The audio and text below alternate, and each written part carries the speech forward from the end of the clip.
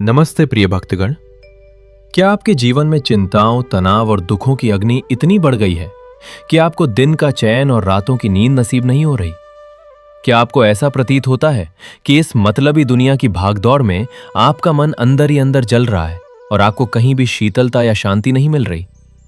प्रिय दर्शक बंधु, जब कलयुग की ये आग हमारे धैर्य और हमारी उम्मीदों को भस्म करने लगे, तब इस पूरे ब्रह्मांड में केवल एक ही शक्ति हमारे तपते हुए मन को परम शीतलता प्रदान कर सकती है, और वे हैं अपने मस्तक पर शीतल चंद्रमा धारण करने वाले हमारे चंद्रशेखर महादेव। आज का यह पावन अवसर कोई साधारण दिन नहीं है।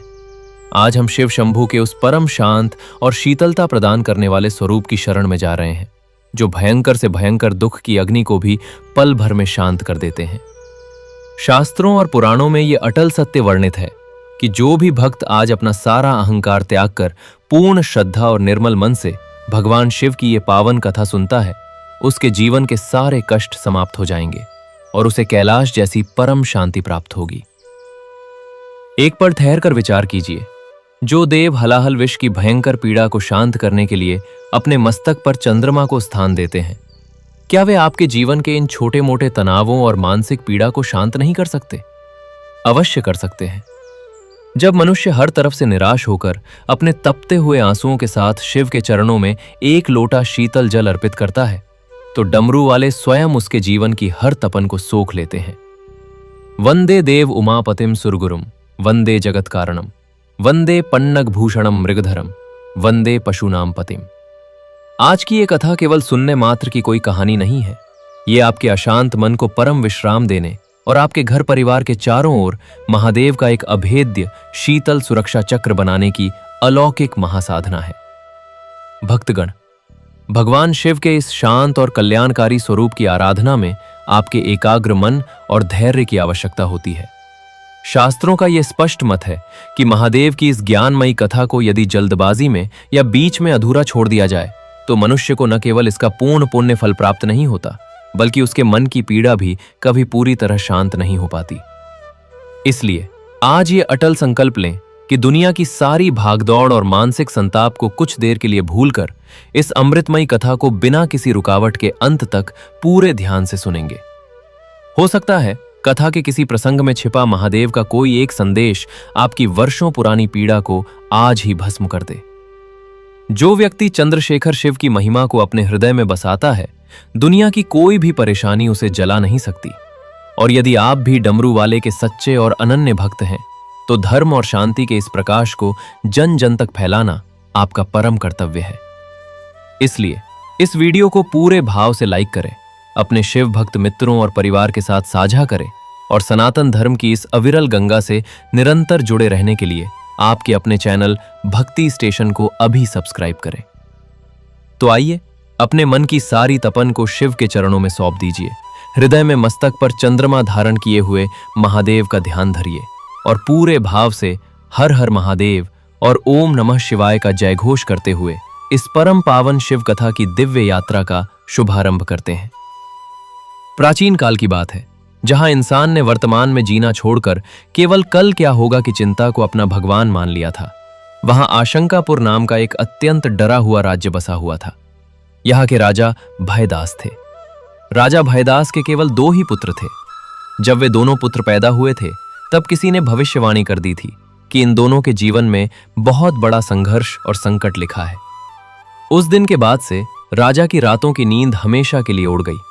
उन्होंने अपने दोनों बेटों को बचाने के लिए उन्हें एक विशाल सोने के महल में ऐसे कैद कर दिया कि उन तक हवा का एक तेज झोंका भी न पहुंच सके।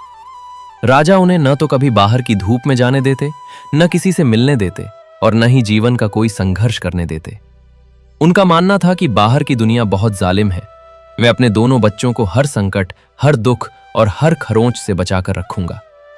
वे दिन रात शिव की पूजा करते थे, पर उनकी पूजा में भक्ति नहीं, बल्कि एक भयंकर डर था कि कहीं कल कुछ बुरा ना हो जाए। वे ये भूल गए थे कि जो फूल कभी आंधी और धूप का सामना नहीं करता, वो जरा सी गर्मी में मुरझा कर गिर जाता है। जो पिता समय बीता और प्रकृति ने राजा के इस भविष्य के खौफ का उत्तर एक अत्यंत हृदय विदारक विपत्ति से दिया। राजा ने जिन्हें दुनिया की हर मुसीबत से बचाया था, वे दोनों बेटे इतने कमजोर और डरे हुए निकले कि जब राज्य पर एक छोटी सी बीमारी और संकट का साया पड़ा तो वे उसका सामना नहीं कर पाए। उनका शरीर इतना कोमल था कि वे उस पीड़ा को सह नहीं सके। बड़े बेटे ने उस अज्ञात डर के कारण अपना मानसिक संतुलन खो दिया और छोटा बेटा एक मामूली से ज्वर से लड़ने की ताकत न होने के कारण मृत्यु के द्वार पर पहुंच गया। राजा भयदास ने अपने खजाने खोल दिए, दुनिया भर के वैद्य बुला लिए, पर कोई दवा उन बच्चों के काम नहीं आई, क्योंकि उनके भीतर लड़ने की इच्छा शक्ति तो राजा ने बहुत पहले ही अपने डर के पिंजरे में मार दी थी। राजा उस विशाल सुरक्षित महल के बीचों बीच घुटनों के बल गिर पड़े और पागलों की तरह छाती पीटकर रोने लगे। उनके भीतर एक ऐसी भयंकर पीड़ा भर गई कि उन्हें समझ आ गया कि मौत और संकट से भागकर कोई नहीं बच सकता। जितना आप भविष्य से डरते हैं, भविष्य उतना ही भयानक रूप लेकर सामने आता है। डर डर कर जीना असल में रोज मरने के समान है।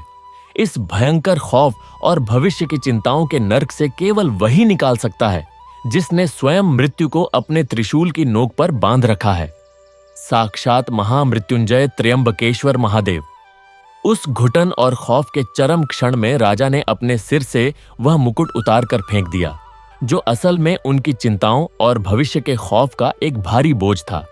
उन्होंने महल के उन सारे ताले और दरवाजों को तोड़ दिया जिनके पीछे उन्होंने जीवन को कैद करने की कोशिश की थी।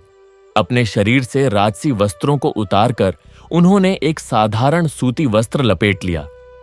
अपने दोनों बेटों के भविष्य की वह सारी चिंता और वह कांपता हुआ डर उसी महल में छोड़कर वे नंगे पैर उस त्र्यंबक शिखर की ओर निकल पड़े, जहां महादेव अपनी 3 आंखों से संसार को देखते हुए परम निर्भयता के साथ विराजमान है।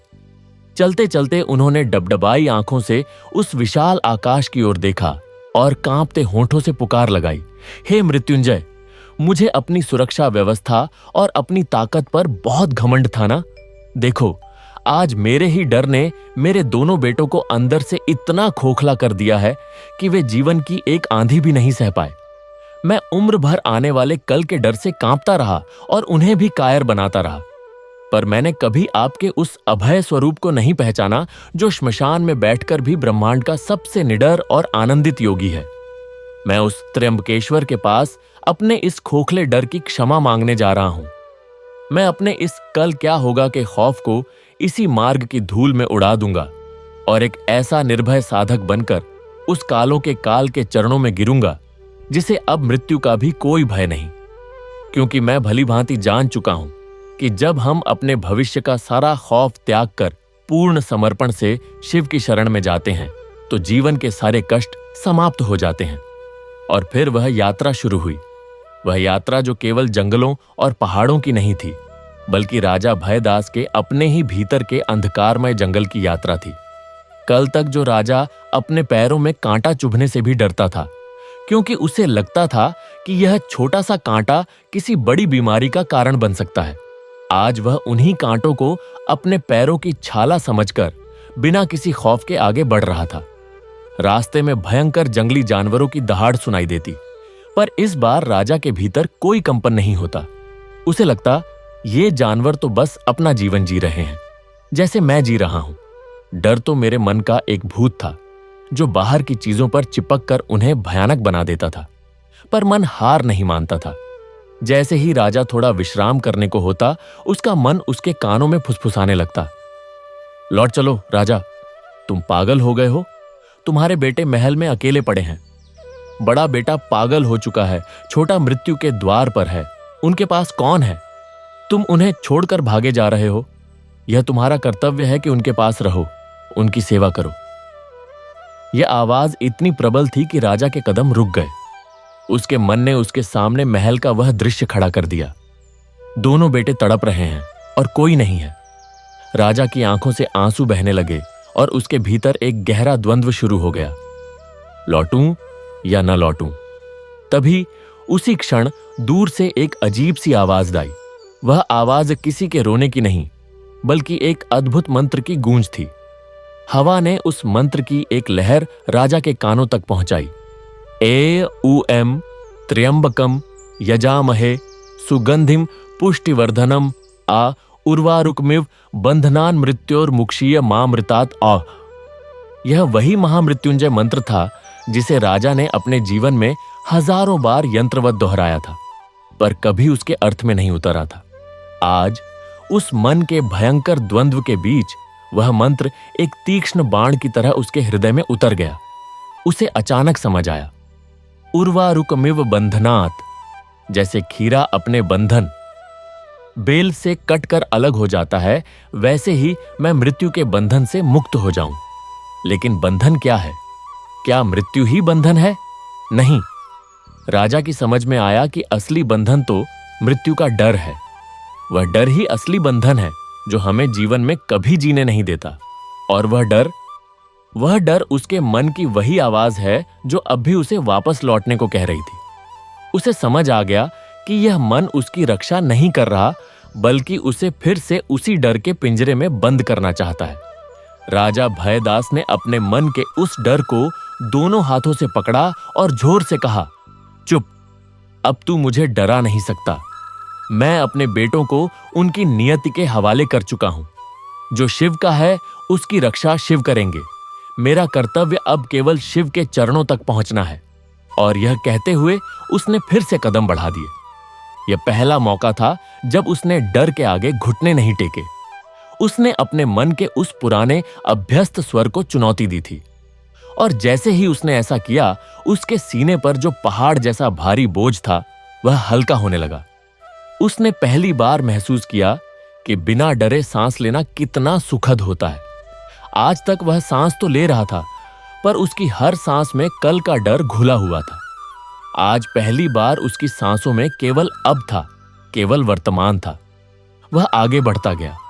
रास्ते में उसे कई साधु महात्मा मिले, पर वह किसी से नहीं रुका। उसकी दृष्टि केवल उस त्र्यंबक शिखर पर थी। चलते चलते वह एक घने जंगल में पहुंचा। वहां का वातावरण अत्यंत भयानक था। अंधेरा छाया हुआ था और चारों ओर सन्नाटा पसरा था। राजा थक कर एक पेड़ के नीचे बैठ गया। उसकी आंखें बंद हुईं और वह ध्यान में डूब गया। उसने फिर से उसी मंत्र का जाप करना शुरू किया, लेकिन अब उसके जाप में एक अलग ही ऊर्जा थी। वह यंत्रवत नहीं था, बल्कि हृदय से निकल रहा था। एयूएम त्र्यंबकम यजामहे, एयूएम त्र्यंबकम यजामहे। तभी उसकी ध्यानावस्था में एक अद्भुत दृश्य उसके सामने प्रकट हुआ। वह कोई स्वप्न नहीं था, बल्कि एक साक्षात अनुभव था। उसने देखा कि एक छोटा सा बालक, जिसके मुख पर अद्भुत तेज था, एक शिवलिंग के सामने बैठा है। उसकी उम्र करीब 16 वर्ष की रही होगी। बालक की आंखें बंद थीं और उसके होंठ लगातार मंत्र जप रहे थे। राजा ने पहचान लिया, यह मार्कंडेय थे, महर्षि मृकंडू के पुत्र। तभी दृश्य बदला। आकाश में अंधेरा छा गया। एक भयंकर ज्योति प्रकट हुई और उसमें से एक विशाल भयानक आकृति निकली। साक्षात यमराज। उनके हाथ में पाश था और उनके मुख पर कोई करुणा नहीं थी। बालक मार्कंडेय ने यमराज को देखा। क्षण भर के लिए उसके मन में डर हुआ होगा, पर उसने डर को अपने ऊपर हावी नहीं होने दिया। वह उठा और दौड़कर उस शिवलिंग से जा लिपटा। उसने अपनी दोनों बाहें शिवलिंग के चारों ओर लपेट लीं, जैसे कोई बच्चा अपने पिता से लिपट जाता है। उसने फिर से वही मंत्र जोर से उच्चारित किया, एयूएम त्र्यंबकम यजामहे। यमराज ने उसे पुकारा, हे बालक, तुम्हारी आयु पूर्ण हुई। अब तुम्हें मेरे साथ चलना होगा। यह संसार का नियम है। बालक मार्कंडेय ने आंखें खोलीं, पर उनमें डर नहीं, बल्कि एक अटूट विश्वास था। उसने कहा, हे यमराज, मैं जानता हूं आप नियमों के देवता हैं, पर मैं अपने इष्ट देव, अपने शिव के चरणों से लिपटा हूं। यदि आप मुझे ले जाना चाहते हैं तो पहले उनसे पूछिए। यमराज ने कहा, नियमों के आगे कोई नहीं है, यहां तक कि देवता भी नहीं। और यह कहकर उन्होंने अपना पाश फेंक दिया। वह पाश बालक मार्कंडेय को बांधने के लिए गया, पर बालक शिवलिंग से इतनी मजबूती से लिपटा था कि पाश ने बालक के साथ साथ उस शिवलिंग को भी घेर लिया। उसी क्षण वहां एक अद्भुत घटना घटी। शिवलिंग फट गया। उसमें से एक प्रचंड तेज पुंज प्रकट हुआ। वह तेज इतना भयंकर था कि यमराज की भी आंखें चौंधिया गईं। उस तेज से साक्षात भगवान शिव प्रकट हुए। उनका रूप अत्यंत उग्र था। उनके तीसरे नेत्र से ज्वाला निकल रही थी। उनके हाथ में त्रिशूल घूम रहा था। उन्होंने यमराज की ओर देखा और गरज कर कहा, अरे दंडाधिकारी, तूने मेरे भक्त को पकड़ने के चक्कर में मुझे ही बांधने का प्रयास किया। यमराज ने कहा, हे देवों के देव, मैं तो केवल अपना कर्तव्य निभा रहा हूं। इस बालक की आयु समाप्त हुई है। भगवान शिव ने कहा, कर्तव्य? जहां भक्ति है वहां कर्तव्य गौण हो जाता है। जो मेरी शरण में आया उस पर काल का भी कोई अधिकार नहीं। और यह कहते हुए उन्होंने अपना त्रिशूल उठाया। यमराज ने भागने की कोशिश की, पर शिव का क्रोध इतना प्रचंड था कि उन्होंने त्रिशूल से यमराज पर प्रहार किया और उन्हें मृत्यु के द्वार पर पहुंचा दिया। फिर भगवान शिव ने बालक मार्कंडेय की ओर देखा। उनका क्रोध शांत हो गया। उनके नेत्रों में करुणा उमड़ आई। उन्होंने उसे उठाकर गले से लगा लिया और कहा, हे पुत्र, तूने सच्ची शरणागति का पाठ सिखा दिया। तूने बिना किसी डर के, बिना किसी संकोच के मुझसे लिपटकर यह सिद्ध कर दिया कि सच्चा प्रेम काल को भी पराजित कर सकता है। तू आज से चिरंजीवी होगा। तेरी आयु कभी समाप्त नहीं होगी। तू सदा 16 वर्ष का ही रहेगा। इतने में सभी देवता वहां आ गए। उन्होंने शिव से प्रार्थना की, हे महादेव, आपने यमराज का वध कर दिया। यदि यम नहीं रहेंगे तो संसार में मृत्यु का क्रम रुक जाएगा। संसार में जीवों की भरमार हो जाएगी और संतुलन बिगड़ जाएगा। कृपया उन्हें पुनर्जीवित करें। भगवान शिव ने देवताओं की बात सुनी और मुस्कुराए। उन्होंने यमराज पर जल छिड़का और उन्हें पुनर्जीवित कर दिया। फिर उन्होंने यमराज से कहा, हे यम, तुम जाओ, अपना कार्य करो, पर याद रखो, मेरे भक्त पर तुम्हारा कोई अधिकार नहीं होगा। जो सच्चे मन से मुझसे लिपट जाएगा वह काल के पाश से सदा के लिए मुक्त हो जाएगा। यह दृश्य देखते ही राजा भयदास की आंखें खुल गईं। वह चौंक कर उठ बैठा। उसके पूरे शरीर पर पसीना था, पर उसके मन में एक अजीब सी शांति थी। उसे अब अपनी गलती का असली कारण समझ में आ गया था। उसने सोचा, मैंने अपने बच्चों को दीवारों और पत्थरों से बचाने की कोशिश की, जबकि मुझे उन्हें शिव के नाम से बचाना चाहिए था। मैंने उन्हें संघर्षों से दूर रखा, यह सोचकर कि संघर्ष उन्हें नुकसान पहुंचाएगा। पर मार्कंडेय ऋषि ने तो मृत्यु के सामने भी हार नहीं मानी, क्योंकि उनके भीतर शिव थे। मेरे बेटों के भीतर कुछ नहीं था, केवल एक खोखलापन था जो मैंने उन्हें दिया था। डर से भागकर डर नहीं मिटता, डर से लड़कर ही डर मिटता है, और डर से लड़ने की ताकत केवल शिव दे सकते हैं। उसने उठकर फिर से यात्रा शुरू कर दी। अब उसके कदम और भी मजबूत हो गए थे। वह जैसे जैसे त्र्यंबक शिखर के पास पहुंच रहा था, वैसे वैसे उसके भीतर का सारा डर, सारा खौफ, सारी चिंताएं पिघलकर आंसुओं के रूप में बह रही थीं।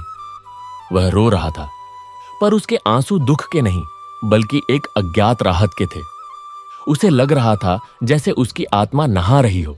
आखिरकार कई दिनों की कठिन यात्रा के बाद वह उस परम पवित्र स्थान पर पहुंच गया।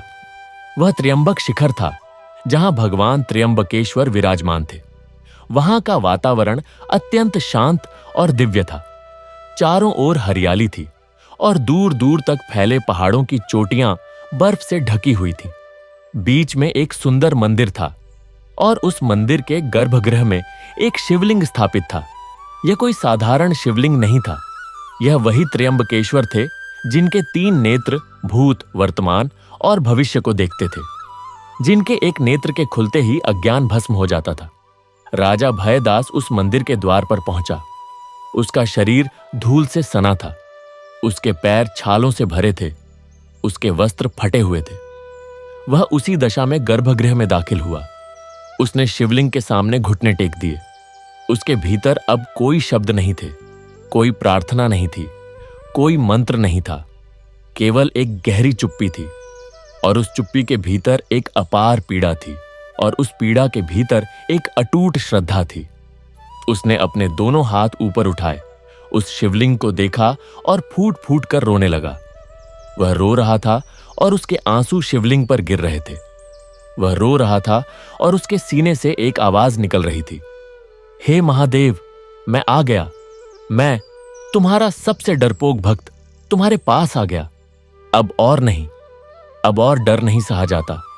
यह डर ले लो, यह चिंता ले लो, यह भविष्य का खौफ ले लो। मैं कुछ नहीं चाहता, केवल तुम्हारी शरण चाहता हूं। मुझे ऐसा अभय दान दो कि मैं किसी से न डरूं। मुझे ऐसी शक्ति दो कि मैं किसी भी संकट का सामना कर सकूं। मेरे बच्चों को ऐसा आशीर्वाद दो कि वे किसी भी परिस्थिति में शेर की तरह लड़ सकें। हे त्र्यंबकेश्वर, हे महामृत्युंजय, अब मैं तुम्हारा हूं, पूरी तरह तुम्हारा। उसकी पुकार इतनी मार्मिक थी, उसका समर्पण इतना सच्चा था कि गर्भगृह में एक दिव्य ज्योति प्रकट हुई। वह ज्योति धीरे धीरे बढ़ी और उस ज्योति के भीतर से एक अद्भुत आकृति ने आकार लिया। वह स्वयं भगवान शिव थे, त्र्यंबकेश्वर स्वरूप में। उनके माथे पर तीसरा नेत्र था जो शांत था, फिर भी उसकी झलक मात्र से ब्रह्मांड के सारे रहस्य खुल जाते थे। उनके गले में नाग था जो काल का प्रतीक था, पर वह उनके गले में हार की तरह सुशोभित था। उनके मुख पर एक अद्भुत शांत मुस्कान थी, वह मुस्कान जो काल को भी काला बना देती है, वह मुस्कान जो समस्त भय को निरस्त कर देती है। भगवान शिव ने अपने करुणामय नेत्रों से राजा की ओर देखा। उनके नेत्रों में कोई क्रोध नहीं, कोई कठोरता नहीं, केवल अपार वात्सल्य और करुणा थी। उन्होंने राजा से कहना शुरू किया। उनकी वाणी इतनी मधुर, इतनी गंभीर, इतनी शक्तिशाली थी कि उसे सुनते ही राजा के सारे पाप, सारे कष्ट, सारे डर धुल गए। भगवान बोले, उठो हे भयदास, अब तुम भयदास नहीं रहे। तुमने डर को दास बना लिया है। तुमने अपने भीतर के सबसे बड़े शत्रु को पहचान लिया है, और जो शत्रु को पहचान लेता है वह उसे हरा ही देता है। तुमने सोचा था कि तुम अपने बच्चों की रक्षा कर रहे हो, पर तुम उन्हें सबसे बड़ी रक्षा से वंचित कर रहे थे। तुम उन्हें मेरी रक्षा से वंचित कर रहे थे। तुमने उनके चारों ओर दीवारें खड़ी कर दी, पर मुझे उनके भीतर बसने नहीं दिया। दीवारें टूट सकती हैं, पत्थर गिर सकते हैं, सोना चोरी हो सकता है, पर जिसके भीतर मैं बस जाऊं उसे कोई नहीं हरा सकता। तुम कल को बचाने के चक्कर में अपना आज मार रहे थे। जो भविष्य के डर में जीता है वह कभी जीवित नहीं रहता। उसका आज तो होता ही नहीं। वह या तो बीते हुए कल के पछतावे में जीता है या आने वाले कल के डर में। और डर ही सबसे बड़ा नर्क है। डर इंसान को पशु बना देता है, डर उसे शिकार बना देता है। और मैं शिव पशुपति हूं। मैं पशुओं का स्वामी हूं, उनका रक्षक हूं, उन्हें पशुता से मुक्त करके पशुपति बनाने वाला हूं। संकट और मृत्यु इस संसार के सत्य हैं। जन्म लेने वाला मरेगा ही। यह कोई भविष्यवाणी नहीं, यह प्रकृति का नियम है। तुम दीवारों से उन्हें नहीं रोक सकते। तुम अपने बच्चों को तकिए में दबाकर मौत से नहीं बचा सकते, और तो उनके भीतर ही है, जन्म के साथ ही। पर मैंने तुम्हें एक रास्ता दिया है। वह रास्ता है मेरी शरण।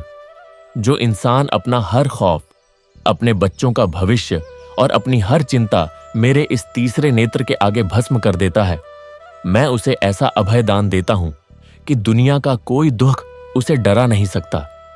भगवान शिव ने आगे कहा, देखो इस मार्कंडेय को।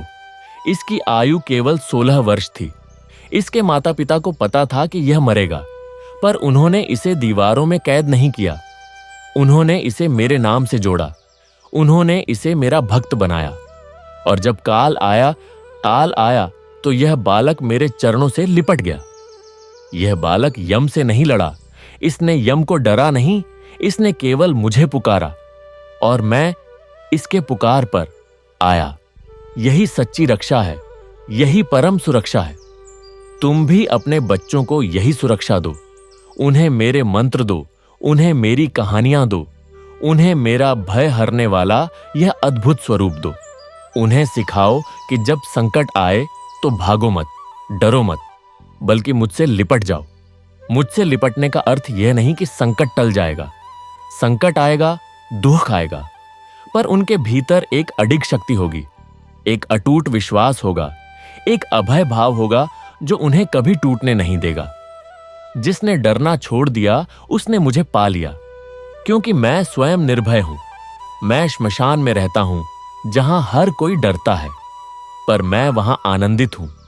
मेरा शरीर भस्म से सना है, जो मृत्यु का प्रतीक है, पर मैं स्वयं मृत्यु का भी वध करने वाला हूं। मैं काल का भी काल हूं, और मेरी इस परम निर्भय शरण में आने पर जीवन के सारे कष्ट समाप्त हो जाते हैं। कष्ट समाप्त नहीं होते, पर कष्टों का भय समाप्त हो जाता है, और जब भय समाप्त हो जाता है तो कष्ट भी कष्ट नहीं रह जाता, वह एक अनुभव मात्र रह जाता है। भगवान शिव ने राजा भयदास को आशीर्वाद देते हुए कहा, जाओ, अब अपने नगर लौटो। तुम्हारे बेटे तुम्हारी प्रतीक्षा कर रहे हैं। उनके भीतर अब कोई डर नहीं होगा। मैंने तुम्हारे इस समर्पण को स्वीकार किया है, और तुम्हारे साथ साथ तुम्हारे पूरे वंश को अभय का वरदान दिया है। उनके शरीर स्वस्थ होंगे, उनके मन दृढ़ होंगे। वे जीवन की हर आंधी का सामना शेर की तरह करेंगे, क्योंकि अब वे जानते हैं कि सच्ची सुरक्षा दीवारों में नहीं बल्कि मेरे चरणों में है। और सुनो, जब भी तुम या तुम्हारे वंशज भविष्य के डर से कांपने लगें, तो इस मंत्र को याद करना। एयूएम त्र्यंबकम यजामहे सुगंधिम पुष्टिवर्धनम आ उर्वारुकमिव बंधनान मृत्योर्मुक्षीय मामृतात् आ। यह मंत्र केवल शब्द नहीं है, यह मैं स्वयं हूं। यह मेरा वह रूप है जो काल का नाश करता है। यह वह अग्नि है जो डर को जलाकर राख कर देती है। इसे कहो और याद रखो, मृत्यु से मत डरो, क्योंकि मैं मृत्युंजय हूं। भविष्य से मत डरो, क्योंकि मैं त्र्यंबक हूं, जो तीनों कालों का स्वामी हूं। बस मुझसे लिपटे रहो, बस मुझे पुकारते रहो। यह कहकर भगवान शिव अंतर्ध्यान हो गए, पर उनकी उपस्थिति का एहसास, उनकी वाणी की गूंज, उनके अभय का तेज वहां के वातावरण में, राजा के हृदय में, हर कण में समा गया। राजा भयदास, जो अब केवल भयदास नहीं बल्कि शिवदास हो चुके थे, उठे। उनके चेहरे पर एक अद्भुत तेज था। उनकी आंखों में अब डर नहीं बल्कि एक गहरी शांति और अटूट विश्वास था। उन्होंने मंदिर से बाहर निकलकर आकाश की ओर देखा। सूरज की किरणें उनके मुख पर पड़ रही थीं, और उन्हें लगा जैसे स्वयं शिव उन्हें आशीर्वाद दे रहे हों। उनकी वापसी की यात्रा अब बिल्कुल अलग थी। वही रास्ते थे, वही जंगल थे, वही जानवर थे, पर अब राजा को किसी से कोई डर नहीं था। वह रात में जंगल में सोता तो उसे शेरों की दहाड़ सुनाई देती, पर वह मुस्कुरा देता और सोचता, यह शेर भी तो उसी शिव का रूप है, सब शिवमय है, डर किस बात का। उसका मन अब उसे डराने की कोशिश नहीं करता था। अगर कभी कोई पुरानी आदत से उसके मन में कोई चिंता आती तो वह तुरंत उस महामृत्युंजय मंत्र का जाप करता, और वह चिंता वैसे ही गायब हो जाती जैसे अंधेरे में दीपक जलाने से अंधेरा गायब हो जाता है। जब वह आशंकापुर की सीमा पर पहुंचा तो उसने देखा कि उसके नगर का वातावरण बदल गया था। अब वहां वह उदासी नहीं थी, वह डर नहीं था। लोग खुश थे, व्यापारी दुकानें खोल रहे थे, बच्चे सड़कों पर खेल रहे थे। वह सीधा अपने महल की ओर गया। महल के दरवाजे खुले थे, जिन्हें उसने बंद किया था। उसने अंदर प्रवेश किया। उसके दोनों बेटे उसकी प्रतीक्षा में खड़े थे। बड़ा बेटा, जो पागल हो गया था, अब पूरी तरह स्वस्थ था। उसकी आंखों में वह खोई हुई चमक वापस आ गई थी। और छोटा बेटा, जो मृत्यु के द्वार पर था, अब बिल्कुल स्वस्थ था। उसके गालों पर लाली थी। दोनों ने अपने पिता को देखा और दौड़कर उनसे लिपट गए। बड़े बेटे ने कहा, पिताश्री, हमें नहीं पता था कि आप कहां गए थे, पर जब आप गए तो हमें बहुत डर लगा। पर उसी डर के बीच हमें याद आया कि आपने हमें बचपन में शिव की कहानियां सुनाई थीं। हमने उन्हें याद किया और उनका नाम लिया। और फिर क्या हुआ पिताश्री, हमें नहीं पता, पर हमारा डर धीरे धीरे कम होता गया और हम स्वस्थ हो गए। राजा ने उन्हें गले से लगाया और कहा, बेटों, मैंने तुम्हें सबसे बड़ी दौलत दे दी है। मैंने तुम्हें शिव का नाम दिया है। अब तुम कभी डरोगे नहीं। अब तुम जीवन के हर संघर्ष का सामना करोगे, क्योंकि अब तुम जानते हो कि तुम अकेले नहीं हो। शिव तुम्हारे साथ हैं, वे तुम्हारे भीतर हैं। उस दिन के बाद से आशंकापुर का नाम बदलकर अभयपुर कर दिया गया। राजा भयदास ने अपने राज्य में एक नया नियम बनाया। हर माता पिता अपने बच्चों को सबसे पहले शिव का यह अभय मंत्र सिखाएगा। हर बच्चा जानेगा कि उसकी असली सुरक्षा उसके माता पिता की दीवारों में नहीं बल्कि शिव के चरणों में है। और राजा स्वयं हर सुबह और शाम उसी मंदिर में जाता जो उसने शिव की कृपा की याद में बनवाया था, महामृत्युंजय मंदिर। वहां वह घंटों बैठकर ध्यान करता और उसी मंत्र का जाप करता। समय बीतता गया। राजा के बेटे बड़े हुए, उन्होंने राज्य संभाला और उनके राज्य में कभी कोई संकट नहीं आया। क्या संकट नहीं आए? नहीं, संकट तो आते रहे। बाढ़ें आईं, सूखा पड़ा, बीमारियां फैलीं। पर उन संकटों का सामना करने के लिए राज्य के लोगों के भीतर एक अद्भुत शक्ति थी, एक अटूट विश्वास था। वे डरते नहीं थे, वे संकटों का सामना करते थे और इसलिए हर संकट पर उनकी विजय होती थी। और यह कहानी आज भी उस राज्य में सुनाई जाती है। माताएं अपने बच्चों को सुलाते समय यह कहानी सुनाती हैं। पिता अपने बेटों को यह सीख देते हैं कि डर से डरो मत, डर का सामना करो। और जब डर बहुत बढ़ जाए तो उस महामृत्युंजय, उस त्र्यंबकेश्वर को पुकारो, क्योंकि जो शिव को पुकारता है उसे कोई नहीं हरा सकता। न काल, न यम, न कोई संकट। तो हे साधक, तू क्यों डरता है? तू क्यों अपने बच्चों के भविष्य की चिंता में अपना वर्तमान जला रहा है? तू क्यों उस कल के भूत के आगे घुटने टेक रहा है जो अभी आया ही नहीं? उठ, अभी, इसी क्षण, इसी पल उस महामृत्युंजय को पुकार, उस त्र्यंबकेश्वर को याद कर जिसकी 3 आंखें तेरे भूत, वर्तमान और भविष्य को देख रही हैं। वह तेरे सारे डर जानता है, वह तेरी सारी चिंताएं समझता है। बस एक बार सच्चे मन से उसके चरणों में गिर जा, अपना सारा बोझ उस पर डाल दे, अपने बच्चों का भविष्य उसे सौंप दे, अपनी हर चिंता, हर डर, हर खौफ को उस तीसरे नेत्र की ज्वाला में भस्म कर दे। और देख कैसे वह तुझे एक नई दृष्टि देता है। वह दृष्टि जो डर को नहीं बल्कि सत्य को देखती है। वह दृष्टि जो काल को भी अपने सामने झुकता देखती है। वह दृष्टि जो मृत्यु के पार भी अमरत्व का दर्शन कर लेती है। यही है महामृत्युंजय की कृपा, यही है त्र्यंबकेश्वर का वरदान। जीवन में कितने भी संकट आए, कितनी भी विपदाएं आए, याद रखना, जो शिव की शरण में है उसे कोई हरा नहीं सकता। जो शिव से लिपटा है उसे काल भी नहीं छू सकता, अछूत तुझ सकता। यह कोई कहानी नहीं है, यह सत्य है। यह वही सत्य है जिसे मार्कंडेय ने जिया, जिसे भयदास ने अनुभव किया और जिसे तू भी अनुभव कर सकता है। बस एक बार डर को त्याग दे, बस एक बार पूरे विश्वास से उस अभय का नाम ले ले। एयुएम त्र्यंबकम यजामहे सुगंधिम पुष्टिवर्धनम, उर्वारुकमिव बंधनान मृत्योर्मुक्षीय मामृतात्। हर हर महादेव, जय महामृत्युंजय, जय त्र्यंबकेश्वर।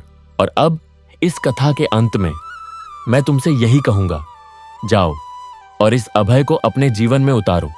अपने बच्चों को यह सीख दो कि सच्ची सुरक्षा शिव के चरणों में है। उन्हें दीवारों में मत कैद करो, उन्हें शिव के नाम से कैद करो। उन्हें डर से मत बचाओ, उन्हें डर का सामना करना सिखाओ। और जब वे डरें तो उन्हें यह मंत्र दो, यह कहानी दो, यह विश्वास दो, क्योंकि जीवन की सबसे बड़ी जीत डर पर जीत है। और डर पर जीत का एक ही नाम है शिव। शिव जो कि काल का काल है, शिव जो कि मृत्यु का भी वध करने वाला है, शिव जो कि परम अभय है, शिव जो कि त्र्यंबकेश्वर है, शिव जो कि महामृत्युंजय है। हर हर महादेव।